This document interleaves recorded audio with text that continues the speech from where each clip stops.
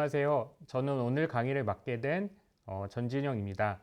제가 오늘 강의할 부분은 한반도 건강공동체 준비 중 남북한 진료실에서의 문화적 차이 적응 방안에 대한 내용을 말씀드리도록 하겠습니다. 목차는 다음과 같이 구성되어 있습니다. 첫 번째, 문화적 차이 극복의 중요성에 대해서 말씀을 드릴 예정이고요. 두 번째로 문화적 측면에서 바라본 북한의 의료에 대해서 말씀드릴 예정이고, 세 번째, 진료 중에 경험하는 문화적 차이, 그리고 마지막으로 문화적 차이의 극복 방안에 대해서 이제 말씀드리려고 합니다. 첫 번째, 문화적 차이 극복의 중요성에 대해서 말씀드리겠습니다. 사실 한반도는 오랜 기간 동안 분단되어 있었고, 분단 동안에 언어와 문화적 차이가 이제 남한도 그렇고 북한도 그렇고 생겨나게 됐습니다.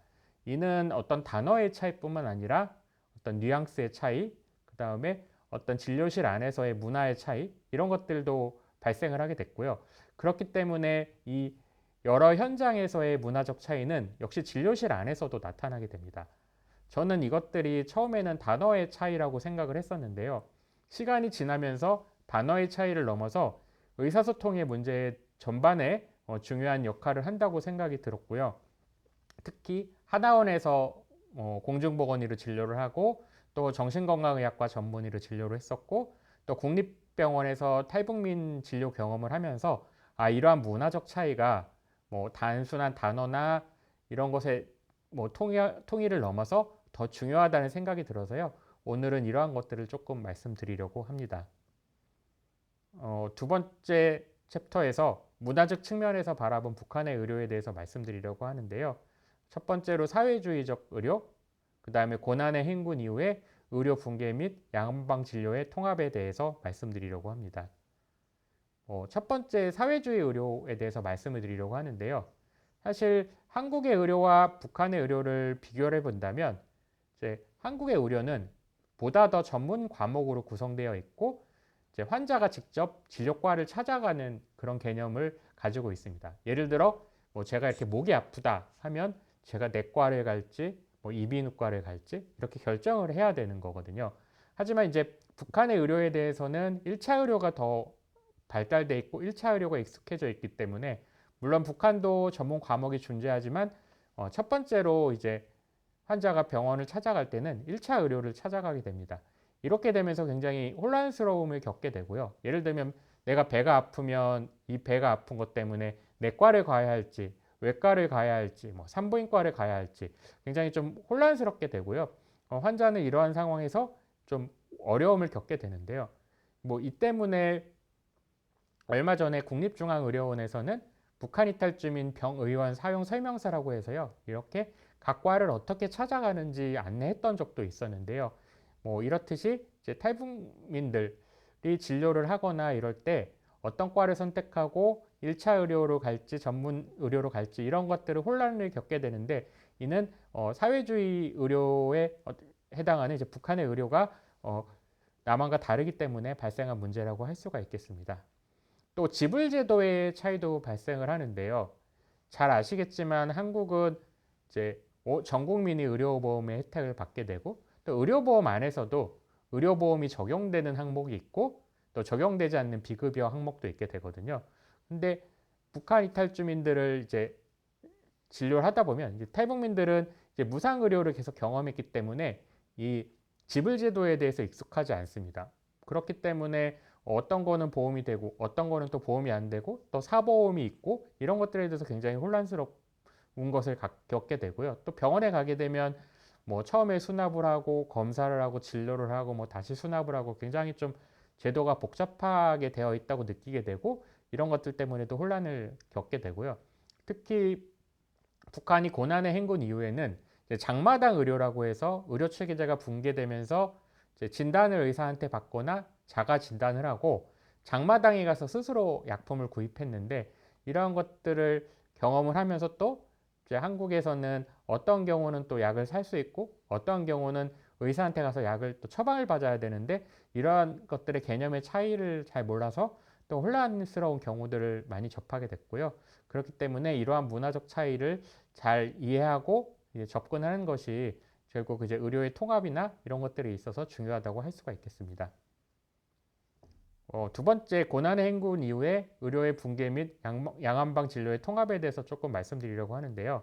앞서 장마당 의료에 대해서 잠깐 말씀드렸는데, 이 장마당 의료라고 칭하는 것은 무엇인가 하면, 예전에 이제 북한도 무상 의료 체제를 계속 가지고 있었는데, 이제 고난의 행군 이후 의료 체제가 붕괴되면서 결국은 병원에 가도 약품이 없거나 제대로 된 약을 받을 수가 없었기 때문에 환자들은 스스로 진단을 하거나 아니면 의사한테 가서 진단만을 하고 가서 이제 장마당에 가서 자기가 약을 사게 되고요. 그러다 보니까 뭐 자신의 어떤 신체에 대해 관심이 많고 어떠한 경우에 어떤 약을 먹어야 되는지 스스로 계속 좀 학습을 하게 되면서 뭐 결과적으로 자신의 어떤 진단과 치료에 좀 더 익숙해져 있고 약을 사 먹는 것에 대해서 익숙해져 있습니다.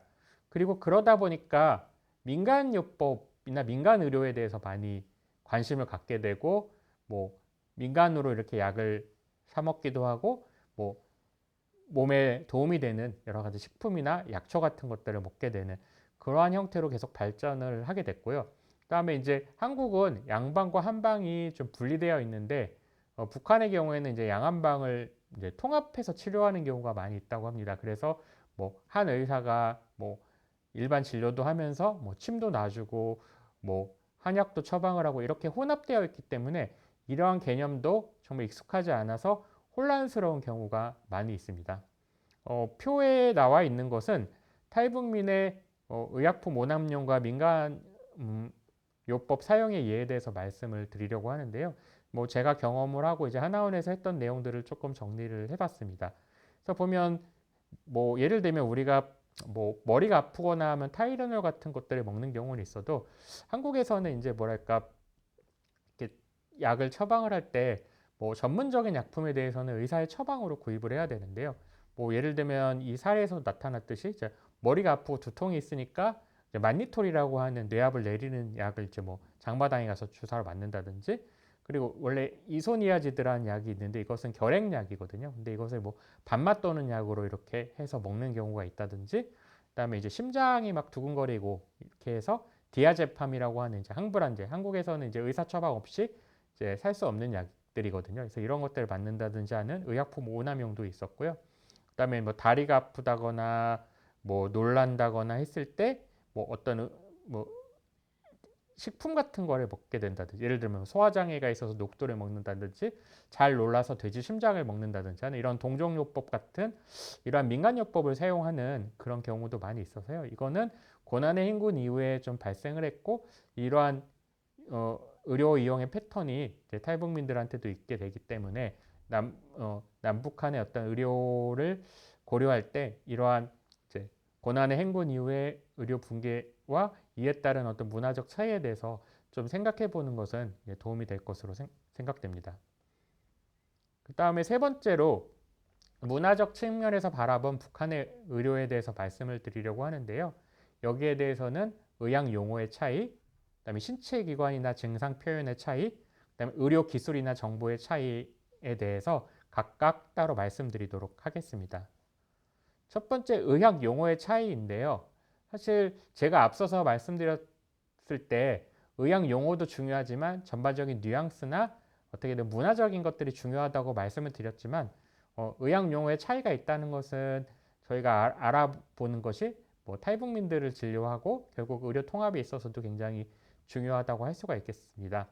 뭐 제가 이제 경험을 하면서 쭉 느꼈던 바는 되게 비슷한 단어도 있지만 의미의 차이가 굉장히 심한 단어도 있고 그래서 실제로 진료를 하다 보면 못 알아듣는 그런 단어들도 존재한다는 것을 느꼈습니다. 이 표에 나와 있는 것은 이제 남북한 의료의 차이가 있는 것을 용어의 차이를 좀 예시를 한 건데요. 뭐 보시면 아시겠지만 뭐 이제 고약, 연고 이런 것처럼 우리의 연고를 이제 북한에서 고약이라고 부르고요. 한국에서 고약이라고 하면 이제 한약으로 된 염증할 때 쓰이는 이런 것들을 고약이라고 해서 좀 차이가 있는 것을 알 수 있고요. 그 다음에 이제 차트 같은 것들을 뭐 북한에서는 깔따라고 이야기를 하거든요. 그래서 이게 러시아어에서 이렇게 온 단어 같은 것들도 있고 엑스레이도 렌트겐이라고 하고 이런 것들은 약간 좀 우리가 부르는 단어와 완전히 좀 다른 그런 내용들이라고 할 수가 있겠습니다. 그리고 이제 뭐 혈액형을 뭐 P형이라고 한다든지 이런 것들은 조금 알아들을 수도 있을 것 같고, 그 다음에 이제 링거 주사를 이제 점적 주사라고 이야기를 한다든지 뭐 이런 내용들도 있어서요. 사실 이러한 단어의 차이들은 이게 조금 뭐 우리랑 굉장히 유사한 것도 있지만 이제 특히 영어나 외래어에서 왔던 것들은 좀 차이를 보이는 경우도 있고요. 또 일부 단어는 이제 중국어에서 유래한 경우도 있고 그렇기 때문에 이 단어에 대한 차이를 이제 이해하는 것은 중요하지만 사실 이 단어 하나하나가 크게 문제가 된다기보다는 앞서서 제가 말씀드렸던 어떤 뉘앙스의 차이나 이런 문화적인 차이들이 진료하면서 더 어려움을 겪는 경우가 많았습니다. 하지만 이제 단어에 대해서 조금 알아보는 것은 이제 이해를 하는데 도움이 될 수 있기 때문에 여기서 소개하고자 합니다. 그 다음에 이제 신체 기관이나 증상 표현의 차이인데요. 이, 이 증상 표현의 차이는 어떻게 보면 앞서 말씀드린 단어의 차이보다 더 중요한 부분이 있습니다. 사실 이제 보면 이 뒤에 표에 나타나는 것처럼 이제 우리가 증상을 표현할 때 뭐 예를 들면 한국에서 체했다고 이야기하는 것은 서양에서 못 알아들을 수 있잖아요. 이런 것처럼 이제 탈북민들이 이야기하는 것들이 어떻게 우리가 보면은 잘 모르는 표현들, 좀 생소한 표현들 이런 것들이 있을 수 있거든요. 그래서 예를 들면 눈이 깔깔하다, 그건 눈이 건조하다는 뜻이고 눈에 피가 진다 하는 것은 충혈이 있다는 얘기거든요. 그래서 이렇게 차이가 있기도 하고, 그다음에 진료하는 것을 병 본다고 이야기를 하거든요. 그리고 뭐 이롭다는 것은 괜찮다. 그다음에 이제 냉이 있다고 하는 것은 우리는 이제 주로 부인과 질환에서 냉이 있다고 하는데 이제 북한에서는 부인과 진단에서도 쓰지만 소화 장애가 있을 때도 냉이 있다고 표현을 하기 때문에 이런 것들이 좀 차이가 있다는 것은 좀 알아보는 것이 좋을 것 같고요. 또 진료를 하다 보면 굉장히 과도한 신체 질환을 표현하는 경우가 있습니다. 뭐 예를 들어 통증 점수가 1점부터 10점에서 어디에 해당하냐 했을 때 뭐 굉장히 다 10점 가까이 높은 점수를 찍기도 하고요. 그다음에 뭐 만성화되어 있고 뭐 고착화되어 있다고 생각을 하는 경우도 많이 있거든요. 예를 들면 뭐 속이 쓰리거나 이럴 때 나는 만성 위염이 있다 이렇게 생각을 하듯이 뭐 질병이 굉장히 오랫동안 고착화되어 있다고 느끼는 경우가 많아서요. 이러한 것도 어떻게 보면 문화적인 특성일 수 있어서 여기에 대해서 좀 고려하는 것이 중요하다고 할 수 있겠습니다. 그다음에 이제 의료 기술이나 정보에 대한 이해 부족도 있는데요. 뭐 예를 들면 뭐 한국에서는 신체 질환에 대해서 어떻게 신체 검진 뭐 이런 것들을 많이 하기도 하지만 검사에 대해서 많이 의존을 합니다. 예를 들면 배가 아프다고 하면 뭐 청진을 하고 뭐 배를 만져본다거나 이렇게도 하지만 뭐 피검사라든지 뭐 엑스레이라든지 초음파라든지 이런 것들을 같이 이용을 해서 진단을 하는데 사실 이제 탈북민들은 이런 것에 익숙하지 않기 때문에 뭐 제가 이렇게 하나원 시절에 외진을 이제 가서 환자분들이 오게 되면 의사 선생님이 그냥 뭐 배가 아프다고 하는데 배는 별로 안 만져보고 컴퓨터만 하더라 뭐 이렇게 말하시는 분들도 있었거든요. 그러니까 그런 것들이 어떻게 보면 남한 사람들은 좀 이해할 수 있는 게 이게 초음파 그 다음에 뭐 피검사 이런 것을 하려면 이제 컴퓨터에 다 입력을 해야 되니까 그런데 뭐 전자 차트나 검사에 대한 이용이 없다 보면 이렇게 뭐 배가 아프면 배를 만지고 뭐 촉진을 하고 뭐 청진을 하고 이렇게 하면서 뭐 진단을 해야 되는데 이런 것들이 좀 부족하다고 느낄 수 있고요. 그다음에 이제 검사 결과나 이런 것들에 대해서 받아들이고 의료 정보를 이용하는데도 굉장히 좀 익숙하지 못한 경우가 있습니다. 그리고 제가 앞서 차트를 이제 깔다라고 하는 그런 병력서라고 이제 북한에서 부른다고 했는데 이제 북한의 어떤 그 의료 정보는 사실 이렇게 개인 정보에 대한 그런 것들이 한국과 다르기 때문에 이제 좀 연동도 되고 뭐 그렇게 되어 있어서요. 근데 한국은 사실 이렇게 뭐 본인이 아니면 뭐 열람도 불가능하고 병원 간에서도 잘 뭐 이렇게 이송도 안 되고 이렇기 때문에 그런 것들에 대한 이해가 없어서 결국 왜 똑같은 걸 자꾸 물어보고 뭐 왜 이렇게 또 이렇게 적게 하냐 이렇게 좀 혼란을 가지게 되는 경우가 있는데 사실 병원의 입장에서는 뭐 동의를 받아야 되고 정보를 이용할 때마다 그렇게 해야 되는 측면이 있기 때문에 뭐 이러할 수가 있는데 이제 탈북민들은 그런 이해가 없기 때문에 이런 의료 기술이나 정보 그다음에 의료 기록 이런 것들에 대한 것에 대해서는 조금 더 자세하게 설명을 하거나 이럴 필요가 있는 경우가 많이 있었습니다. 그래서 이제 문화적인 차이에 대해서 지금까지 말씀을 드렸는데요.